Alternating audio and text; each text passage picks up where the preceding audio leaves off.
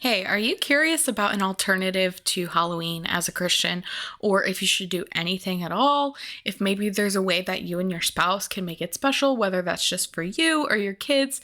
If those are the things that are running through your head, or maybe you have some other Halloween related questions, then this is the perfect episode for you. I am so excited to be bringing this episode to you guys as kind of a bonus, a little break in our regular marriage intimacy, connection, communication conversations, and just let you guys know what we're doing and how you can adapt this to your life, take some inspiration from it, and really integrate your own kind of routine, or we could even call this a tradition.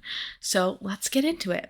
Welcome to the United Christian Marriage Podcast, where we help you build a healthy, united marriage that impacts your family now and for generations to come.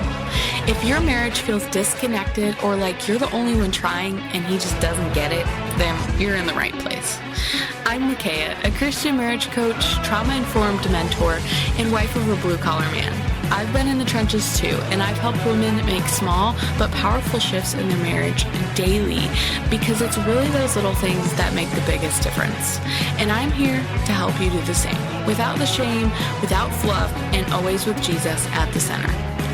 On this podcast, we talk about biblical truths that you can actually apply to your marriage. We talk about how to communicate effectively and what it takes to create a deeply connected marriage, even if right now you're in a really hard place. I got pregnant at 17, married at 18, and had to build a life and marriage I never saw modeled. Jesus was all I had, and those early years, they were rough. Diapers, emotional outbursts, and total communication breakdowns. But if we can do it, you can too. So grab your coffee or tea and a notebook, and let's dive into today's episode.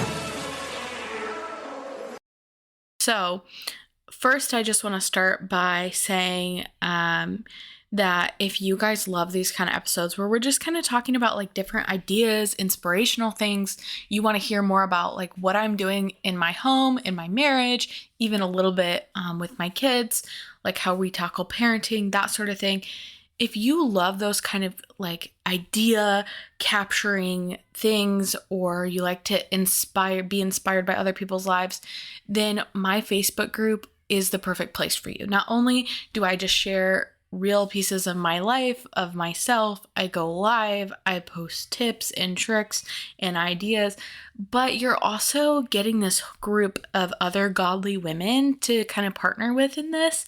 And it's not just me in there, like there's other women in there to also answer your questions and share their perspectives. You know, sometimes like my past clients will be in there, and so they worked with me, they've done the deeper work, and so they're also in there to answer you. It's just so much value. I highly, highly recommend that you join the Facebook group. Okay, now let's just jump into, first off, why we don't celebrate this. I just want to touch on this really quick because I just want to kind of share where I'm coming from. First of all, I just want to say that I am not judging anyone who does celebrate Halloween. I am not trying to shame anyone who is a Christian or not a Christian who celebrates Halloween. Personally, I have felt convicted since, we knew we were going to have kids that we did not want them partaking in Halloween. I understand that there's other Christian people who still celebrate Halloween. They just maybe don't let their kids participate in some of the gorier, like horror type of sides of it, and try to keep it as innocent as possible. And I'm not going to say that there's one way that's like the perfect holy way to go about it. But what I will say is that this is my perspective. I feel like Halloween is very demonically influenced. I feel like it's just obviously not a Christian holiday, no matter what way you look at it. It is very worldly. There is a lot of things that get slipped into Halloween messaging that are just very against my values as a Christian. I believe that whether someone means well or not in their Halloween costume or their Halloween decor or their Halloween routine, however they're going about this holiday, like whether they mean ill-willed or not, I believe that there is a spiritual realm and there is a spiritual spiritual things happening that we cannot see. And so I choose not to be naive about that. I choose to be aware of the fact that there's a spiritual realm and there's spiritual warfare going on, and that this holiday is connected to spiritual warfare. I believe that, okay? You don't have to believe that, but I do believe that there is evil spiritual forces at work with Satan and all of his allies, demons, whatever you want to call them. For some reason, my brain wasn't like wanting to find words in that moment. Anyways, they like to take advantage of these things. That's my outlook on it. And I couldn't find a good aspect to the holiday. Honestly, like from my perspective, not only did the bad outweigh the good, but I just couldn't find any good. Like there was none. I mean, one, I don't want to walk around in the cold with my kids. It's not comfortable for anyone. Two, it's just mostly sugar, so it's just physically not good for my kids. I remember I trick-or-treated and I would just overeat, and it was just contributing to my already unhealthy eating patterns. And it taught me how, unhealthy things about how I coped with food and sugar and junk. And I can't even imagine what that did to my blood sugar.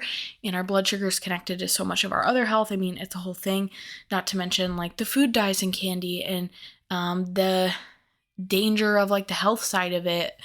Not just the health side, but like the danger of like someone sabotaging candy or food or whatever and then giving it to your kids. Like all of those things just added up, and then plus the spiritual aspect of it. And also, some people will argue that the costumes, like dressing up, getting to be creative, play dress up, like some people will argue that's a good thing for kids.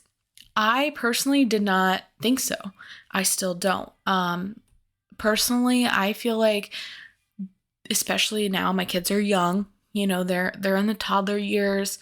They're not even 5 yet, and so they are still learning who they are as an individual, who they are in Christ, how they fit into this family. I don't want to like encourage the idea that they try to become something or someone else, or role model after someone or something else, unless that's Jesus, right? And it's like, I want them to learn about Jesus, how to become more like Jesus, learn more about themselves, learn more about like the values of this family. And I don't feel comfortable yet introducing the idea of like, okay, let's like dress up and pretend to be a princess. Like, yes, in a lot of ways, there's nothing wrong with that, and it seems so innocent on like a surface level. But when you think about like the message it sends, it's unrealistic. Like I remember I use the princess example because as a child, I idolized princesses. Like when I was going through foster care, one of our workers would bring us like these beautiful princess books and read through them with us. And so I remember just idolizing this princess's life, and I imagined I was going to grow up and I was going to be a princess and I was going to have a prince and I was going to have this perfect life in a castle, and I would finally have a family and I'd finally feel loved and safe and all these things that I didn't feel in that moment. But then, you grow up and that's not reality. And so I almost feel like it's better, and this is just my opinion, you don't have to agree with me, but I feel like it's better to set realistic expectations for our kids. That like, hey, life is not going to be all sunshine and rainbows, and we can romanticize what we are living in, what we're dealing with. We can make the best of our circumstances and we can be grateful, but we shouldn't set the standard like so high. And so that's kind of where I'm coming from. Now, what are we doing instead? So I kind of thought this through. Last year, we didn't really do anything. Our kids were still so little, they didn't understand. And now our kids are kind of getting a little more to the point where like they understand fun things, activities. And so I wanted to do something special this year. And so I didn't want to just do a movie night. I think that's what we did last year. We just watched a movie and it wasn't anything super special. So I was like, how can I make this more special? And lately, the fruits of the Spirit and walking in the Spirit, like that's been heavy on my heart as a message from the Lord that I need to focus on. And I thought that would be so perfect to focus on for Halloween, because we could have different fruits and like talk about the fruits of the Spirit. And my daughter, she just loves the fruits of the Spirit, like to name them, to sing the song about them. And so I was like, this will be the best idea ever. And so our theme is we're going to have a walking in the Spirit / fruits of the Spirit theme night. And I don't know if this is going to be how we celebrate or theme it every year, but I know for sure we're going to do something similar every year where it's like we have a theme that is related to the Bible, or related to a specific story or a specific aspect of our faith, and then we will do some sort of fun activity and snack with it. And that's going to be kind of like the framework for what we're going to do every year, but that theme might change. I haven't decided yet. We'll kind of see as it goes over the years how the Lord places different topics on my heart. But I feel like this is just the perfect theme this year, not only because it was on my heart, but also because I feel like it's like a fun spin on Halloween, because Halloween is about like evil spirits and like, like the biggest Halloween store that we have here is called Spirit, but it's not referring to the Holy Spirit, right? It's like, it's talking about the evil spiritual realm, or like the worldly view of it, I guess. And so I thought it was such a fun spin that like we're going to focus on the Holy Spirit instead of participating in this evil spiritual other side of the holiday. You're right. Like, so, and I'm not even going to call what we're doing Halloween. Like, we're not going to be like, oh, we're having a Halloween celebration on fruits of the Spirit. Like, this is a completely different thing for us. We're just going to do it as a replacement. So it's going to happen on Halloween, but it's not going to be in celebration of Halloween per se. It's more like we're kind of creating our own holiday, and we're doing this not because, not really for me and my husband, more that like me and my husband want our kids to not grow up and be resentful that they missed out on fun. And so we want this to be their new fun. And not everyone has to do this. You could totally remove Halloween and replace it with nothing. And I wouldn't say that's a necessarily bad thing. But just from my perspective, I didn't want them to have any resentment if, in the future they're talking to other kids who celebrate Halloween. I didn't want them to feel like, oh, well, we're just missing out on all this fun every year. Instead, I wanted to use this as an opportunity to disciple my children further, to pour into them, to have fun family time, but also this can be something you incorporate your community or your church into as well. And I'll talk about that a little more at the end. Okay, so how do we plan on doing it, and how can you customize this? So I kind of already shared with you the framework, right? And so that's how you can customize this. You can have a different theme. You can choose different activities than we're going to choose. You can choose different snacks. Like, you can go about this completely different if you want. Just take what you like out of this and then swap the things that maybe you don't like. So the specifics of what we're going to do. So we have not sat down and like mapped out like thing for thing, like what's going on the grocery list for this, what the exact activities will be, exactly how we're going to do it quite yet. That is definitely on the plan for this weekend to get that all mapped out. But I wanted to get this episode to you sooner because I know you guys need to plan your things out in advance as well. So this is the general theme that I'm thinking. We're probably going to do a few fruits, and then we'll probably also have like 1 or 2 vegetables, and I'm thinking something more filling that has like fat or protein as well, because I'm thinking from like, I've been learning a lot about glucose and like, what's healthy for your blood sugar and that sort of thing. And so I'm thinking about eating a fat and a protein since we are going to be eating something sweeter. And I haven't decided if I will make a dessert yet or not. But as of right now, I'm thinking probably not. But you definitely could incorporate some sort of sweet into this. Personally, we're just working on our health right now, so I'm trying to make healthier decisions. So that is going to be like the food side of it. We are going to have it, I'm going to lay it out kind of pretty is my goal, and have us at the table. We might put our TV with the table because we don't have a like coffee table in our living room yet. We just have our dining room table, and so we have our TV on a rolling cart. That's like a long story for another episode on how we handle tech in our house is a little different, but we might do that because I do want to have something in the background. Now, I don't think it'll be a movie, but I'm thinking either some worship music or like have like the fireplace like crackly thing on the TV. I don't know. I find that cozy as like background. And then what I want to do is kind of start with printing off some little fruit sheets, like it just has an outline of a fruit, and probably do like 2 fruits a sheet. I might just make these myself, print them off. And then we're going to talk with the kids. They're still not to the point where they can really like communicate things back to us to do like really deeper exercises. So it's going to be really fun. We're just going to kind of write through the different fruits of the Spirit. We might sing them. We're going to be kind of silly. And then we're going to do some crafts. So we'll probably either do like,